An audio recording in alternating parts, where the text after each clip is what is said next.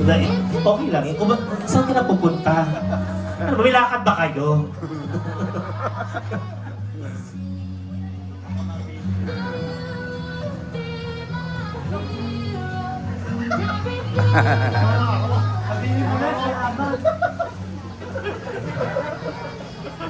Wala pa ba? Hello, sound. Hello, sound check. Hello.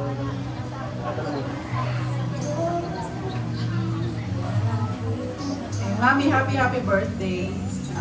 Wish lang namin na maging healthy ka palagi. Saka,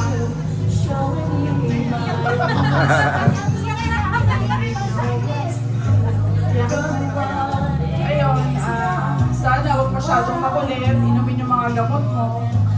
Kasi diabetic si mami. Yan, wish lang namin talaga maging healthy ka.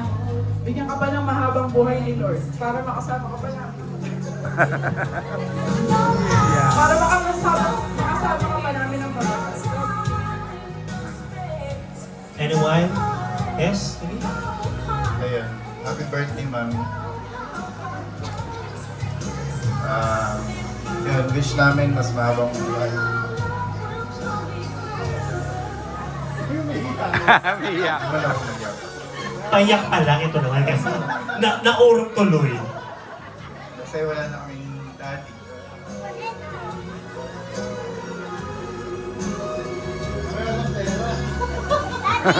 Ayun. So siya na lang kumukubra ng mga pera namin. Ayun. So, thank you po sa pagpunta sa birthday ni Mami. Natutuwa po kami kasi for the longest time, siguro 3 years ago, 4 years ago, ang trabaho lang niyan, maghalaman, magtanim ng halaman, tsaka matulog.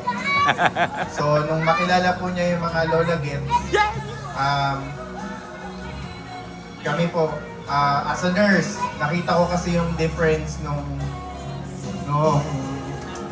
yung katawan ba ng tao dun sa mga nagsusumba. Yeah. So yung mga pasyente namin na 70 years old, 80 years old, usually nakikita namin yan sa patient's bed.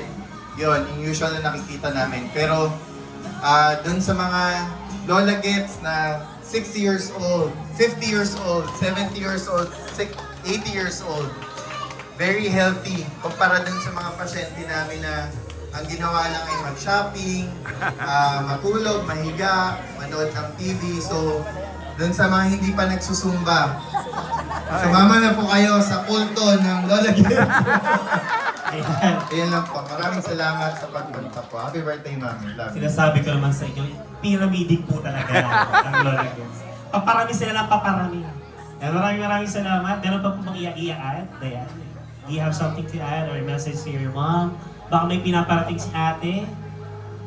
Gusto lang din po namin magpasalamat dun sa mga taong naka-attend po dun sa mga 6 dance. Okay.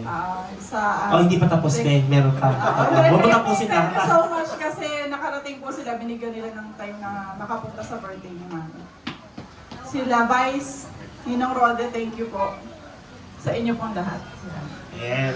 Pauna na po ang pasasalamat ng Pamilya Quilante sa lahat po ng taong sumuporta, nakiisa hanggang mamaya. Hindi pa po tayo kumakain. Tinatapos na po itong ni Dayan. Okay. Maraming salamat. So, i-kiss nyo na si mami nyo bago kayo maupo. At ngayon naman po ay dadako na rin po tayo sa next edition, which is the 6th gift. And then right after po ng ating last yung po 6 gifts, we will now proceed and enjoy our meal time. Sabihin ko, ano ba ito? Early dinner? Early dinner?